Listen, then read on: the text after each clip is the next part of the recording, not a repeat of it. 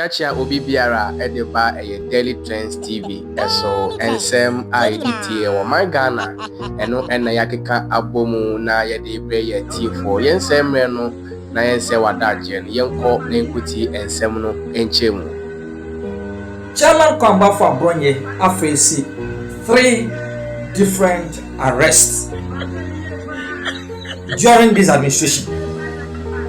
Arrest number 1.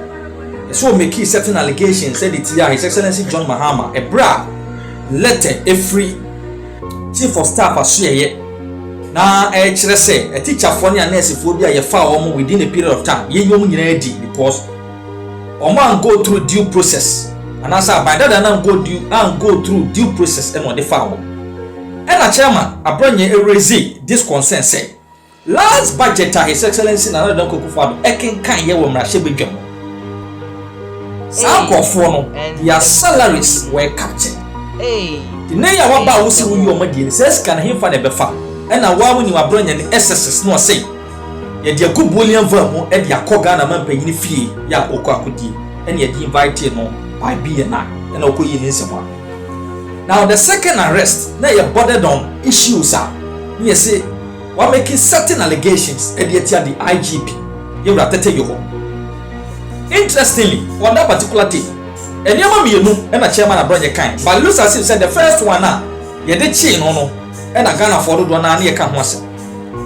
Now, the other kind, now, in fact, all pour down the sentiment because then you may be a coso.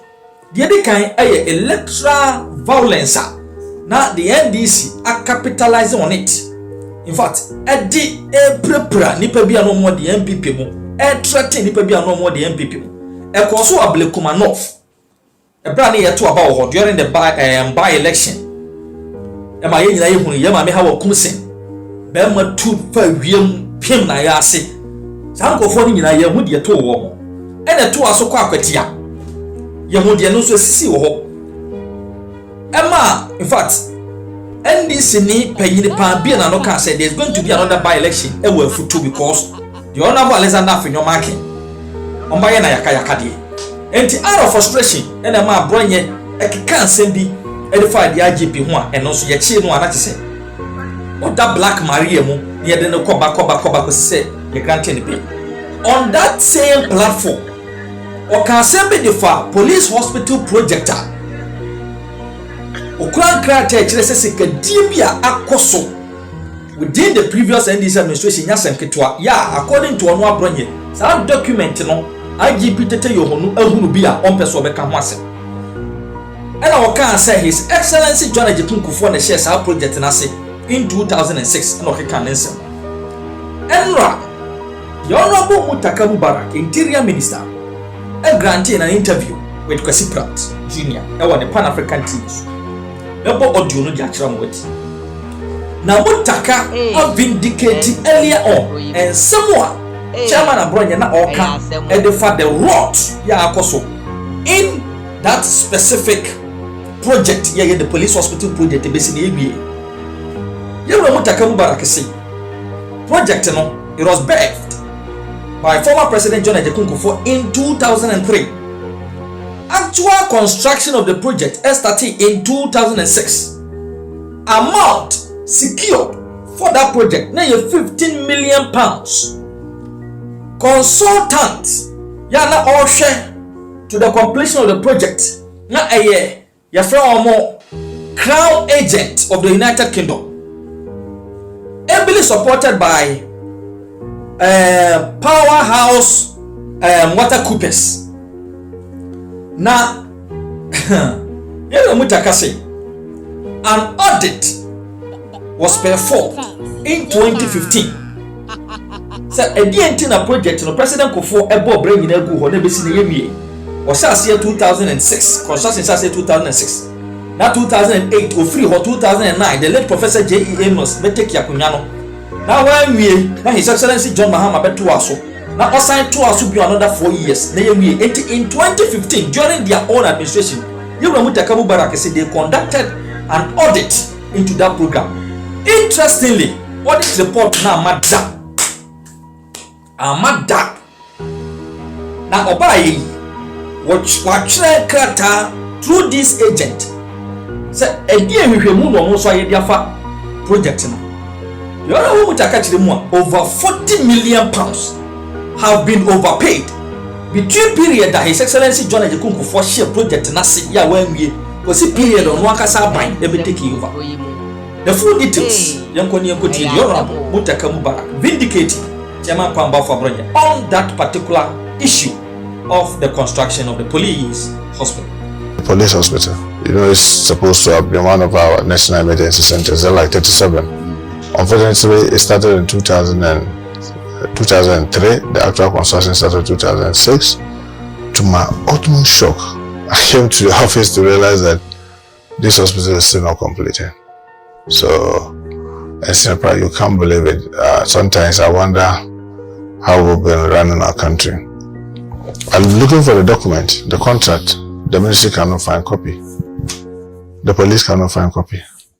Minister of Finance cannot have copy. Attorney General cannot have copy. I said, go to archive. They went to the archive. The file on International Hospital was empty. And I said, yet the group, a British company, they were insisting on coming to meet me. I said, no, I can't meet these guys when I don't have any information. I don't have any facts about this. I don't have any briefing. How do I meet them? But the more I try to get the document, the more my suspicion rises. So I just stumbled on a letter from Minister of Finance that was talking about something that Crown Agent have done. I mentioned cabinet. Then I said, okay, Chief Director, let's write to cabinet that we need any information on this. So when cabinet came, then I realized that in 2015, cabinet approved a forensic audit be done on International Hospital, that's the police hospital, which was done. We didn't find the report. But once PwC was mentioned, Price Waterhouse Coopers, I wrote to them that I needed official copy, and they brought it. See, you won't believe it. When they brought it, Crown Agent was mentioned, so I also wrote to Crown Agent, I need a copy of what you've done. Only to realize that in 2015, PwC had done this forensic. That showed that International Hospital has been overpaid about 40 million pounds more. And therefore, government should take steps to retrieve this man and terminate the contract. So I asked, why was 40 million pounds. Why was this thing not done? So I kept pushing, only to realize that in 2023, the same cabinet again has authorized another forensic audit, which was done by this time Crown agents. And they came to the same conclusion that there's overpayment. In terms of the Crown agent, they are saying that the overpayment is well over 40 million pounds.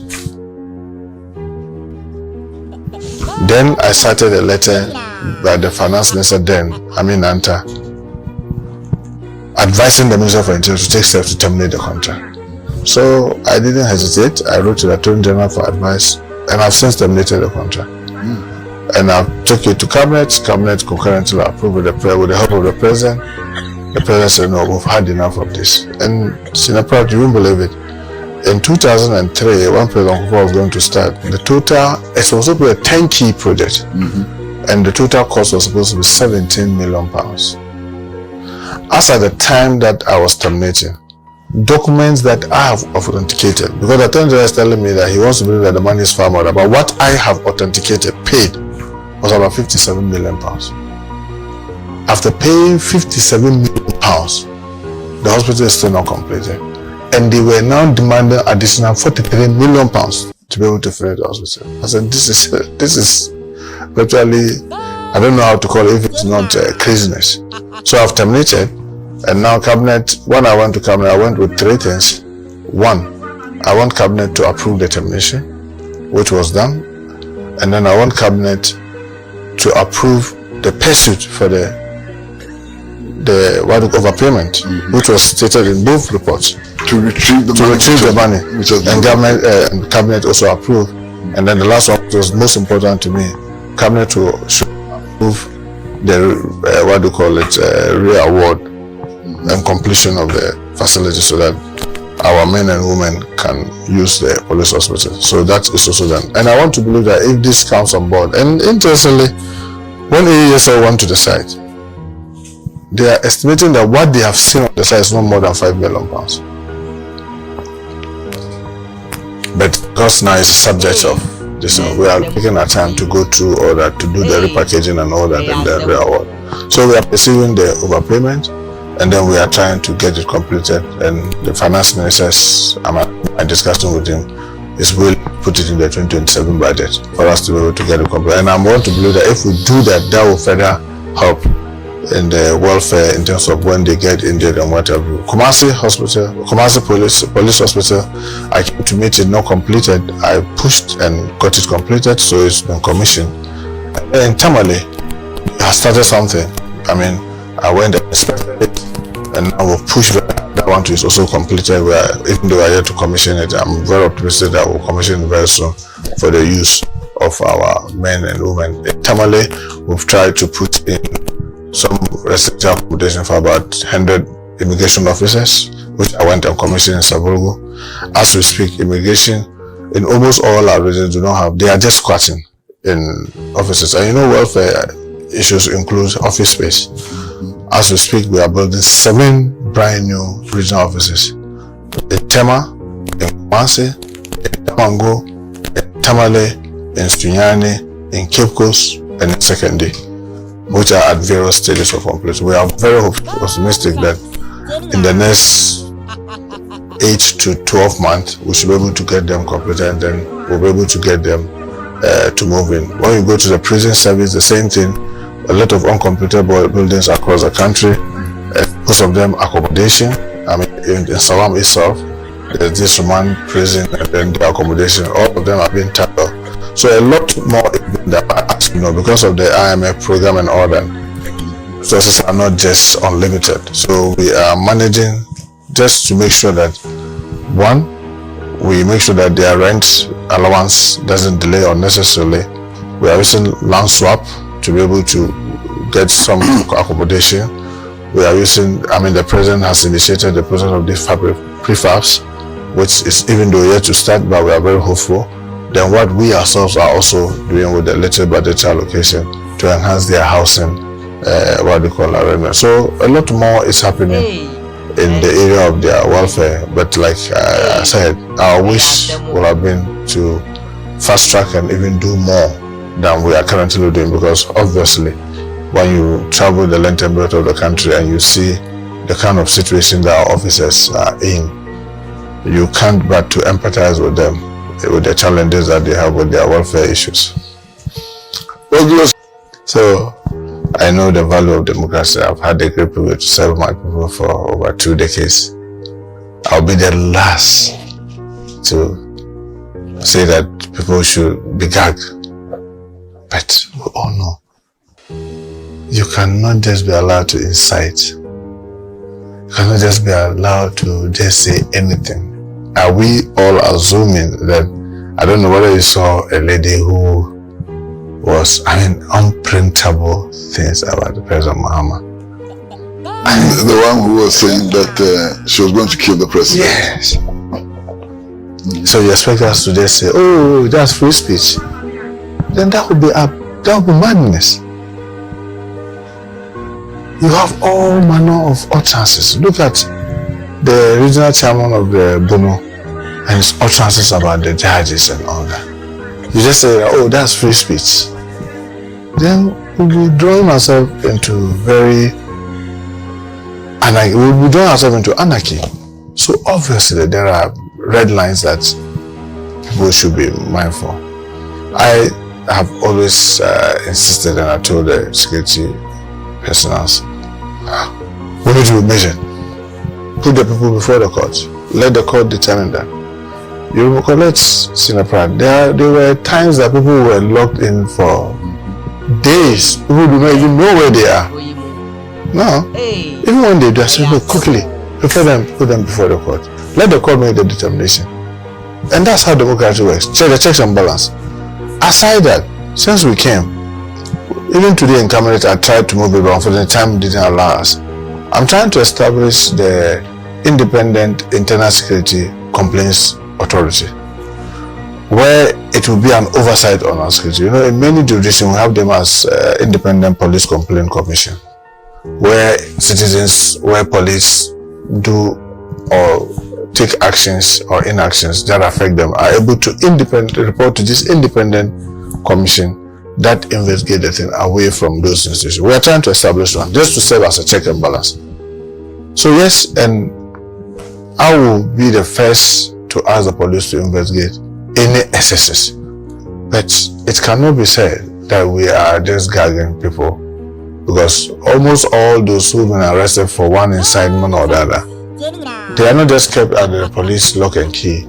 They are brought, and we make sure that within the 48 hours available for the police to prepare them, present them before the court. The security agency will do that, just to be able to show that we do not draw our country into a very acrimonious kind of exchange. Because if I decide to just mount the camera and say all manner of things against you, Sinapran, tomorrow you also do same.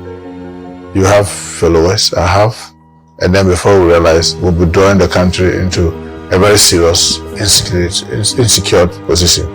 Our responsibility is to ensure that we all are free to carry out our activities. But obviously, the checks and balances should be there so that people do not just abuse others unnecessarily. So I don't think that is true, and I'm sure the like of you and many will attest to the fact that the current situation, and you know the president himself is not the type who will tolerate a situation where people are just being abused at the flight center and he will sit and watch. No.